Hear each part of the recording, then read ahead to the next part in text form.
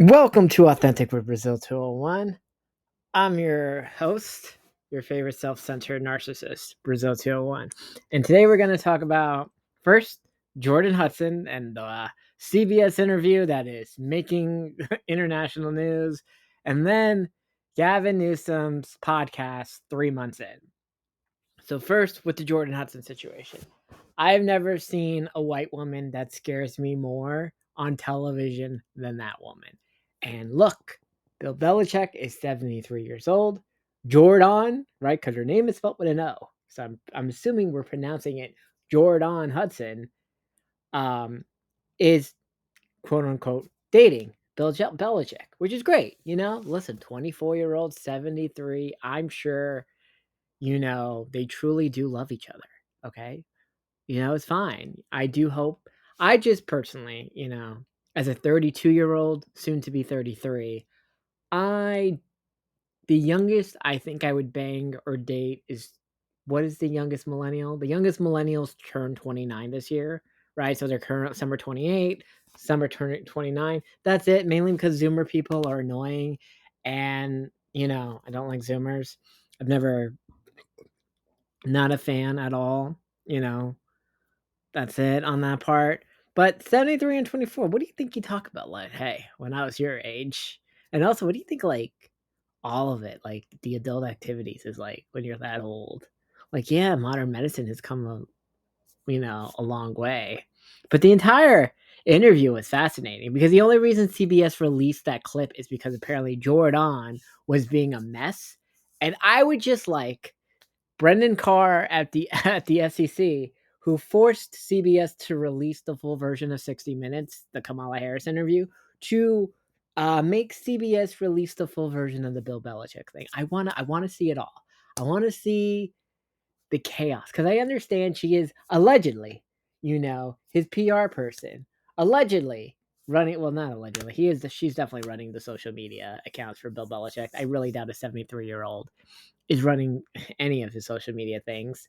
But also, what I do not understand is that Bill Belichick was going on CBS Morning News, an adult platform that matters to old people who are close to death, to promote his book and his life, whatever.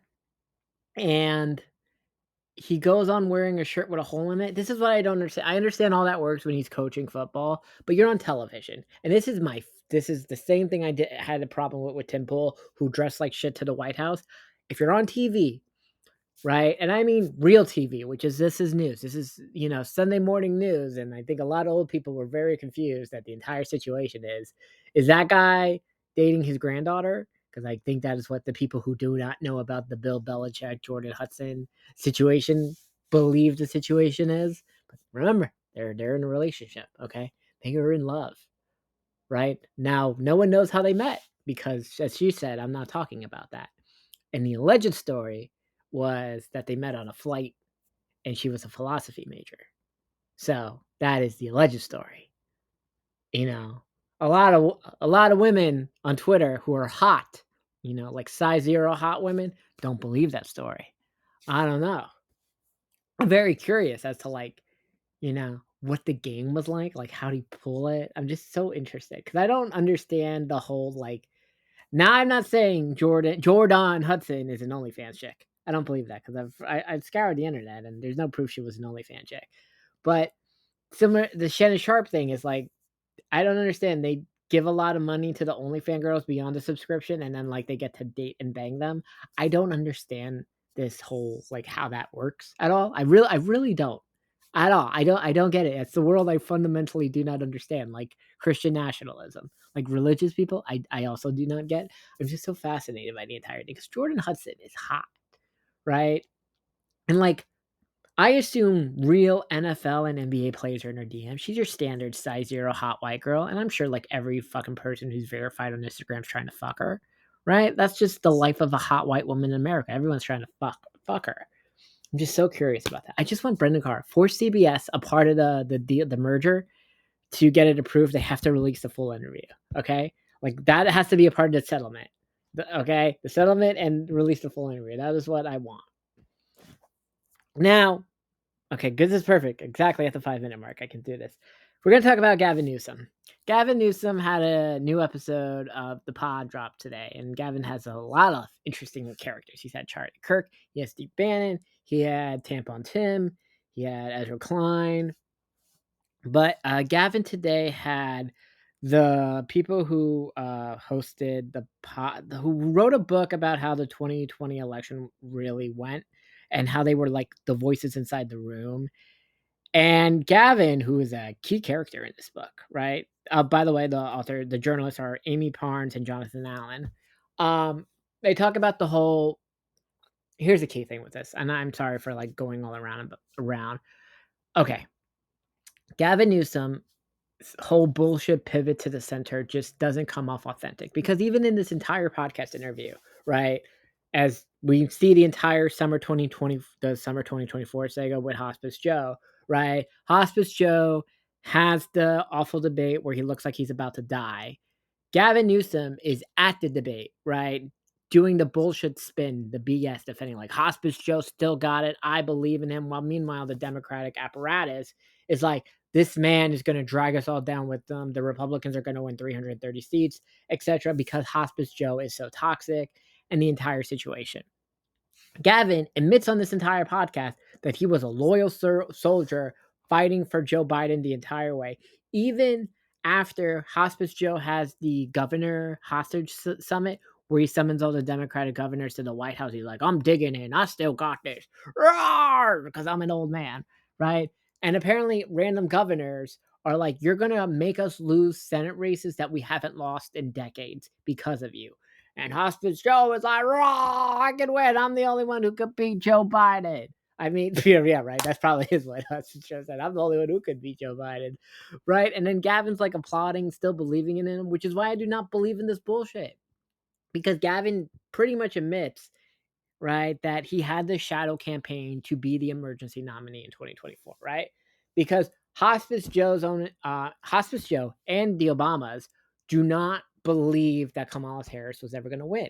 Obviously, Kamala Harris didn't even make it to Iowa in 2020 and all the other shenanigans. So it is interesting because the articles come out like they're like sabotaging Kamala Harris the entire way and all the other shenanigans.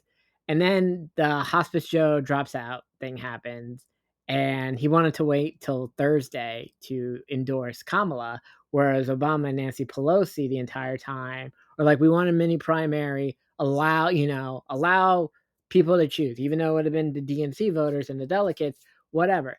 But Joe Biden, Kamala Harris, like I guess according to Gavin, it's like I got a call from Kamala that day, say, don't run, please. I want your support. And I guess I assume she called Shapiro, Whitmer, anyone who was a viable candidate. Because, the optics here, we can't skip over the first black woman candidate or VP or whatever bullshit. Identity politics that has once again sunk the Democratic Party. The good thing is now with Kamala Harris's loss is that a woman or a black woman or any woman in general is just not going to be the 2028 nominee. As in, the average voter now believes a woman can never be president unless it's a Republican. So, congratulations on that, Kamala Harris. And, what Clyburn wants and all the other bullshit doesn't matter because probably these people are going to be dead in a year. They're 88 and all those shit banned. Like, I'm really going to be shocked if fucking Hospice Joe is alive by 2027. But as all this happens, and then Obama really never believed in her, and then we hear this entire story that he's like she was a really hot attorney general or whatever, and I guess this is where the Michelle Obama divorce rumors start to come in, which is fascinating to see. And, we see that Gavin's just attempting to Gavin, if you cannot admit Hospice Joe was a bad guy, like you have to, this is the entire thing. People are still defending Hospice Joe to this day. On Twitter, Elizabeth Warren is like, he stood up. He was able to speak some words. Like, what the fuck is this? This man looks like he's about to enter hospice care, okay? Hospice Joe gets zero respect in my book, okay? If Joe Biden was the real president the entire time, whatever, I do not care. But Hospice Joe sucks. I do not care what Hospice Joe or fucking Clyburn have to think. If you're over fucking 70 in 2026, your fucking opinion does not matter, which also goes to fucking Carville. Okay, if you were from the time when TVs had 3 channels and were black and white and everything was new, I don't think your opinion is relevant. Okay, let me guess. You can write me a strongly worded fucking letter like Hospice Chuck over here, and I'm sure I'll read it. with your little glasses and your flip phone.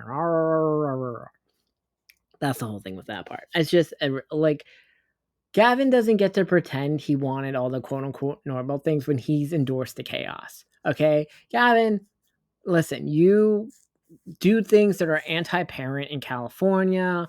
You fucking were a champion of this nonsense with the men and women's sports and the pronouns and all the other bullshit. You don't get to pretend suddenly you're not it. You were defending Hospice fucking Joe. You don't get to like do this. I think your own kid, who's apparently a huge Charlie Kirk fan, which okay, which says a lot, Gavin. You're I don't think your own son is ever going to vote for a Democrat, but you're wildly out of touch. And yeah, fine, you're a good looking white guy. I get that. And 24 was probably your best shot, but 2028 is not it because this idea, like, I'm just going to host a podcast and do 6 minutes of ad reads every 18 minutes, and this is how I'm going to win the election. You totally got all the wrong fucking tidbits from the 24 election. And also the whole, they go into the whole, like, Kamala does this pit stop in Texas to go on Rogan, and Kamala trying to demand Rogan to go to the White House is adorable. Trump went to Rogan.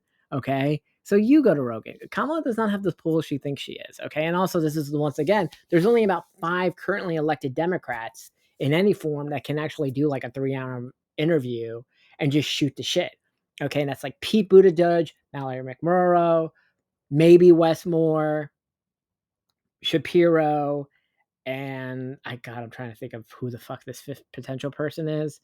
Westmore, Westmore, Shapiro, Mallory. I don't even know. Yeah, I guess that's really it. There's really not and Pat Ryan, right? That's it. Everyone else is incredibly cringe. Like, I don't know if you saw Hakeem looking like he's about to drop a fire fucking mixtape on the steps of Cory Booker. Cory Booker, once again, being if he's a fucking dweeb. Wow, Cory Booker stood up for 25 fucking hours and whatever nonsense. And then they're doing the DNC identity nonsense in front of the steps.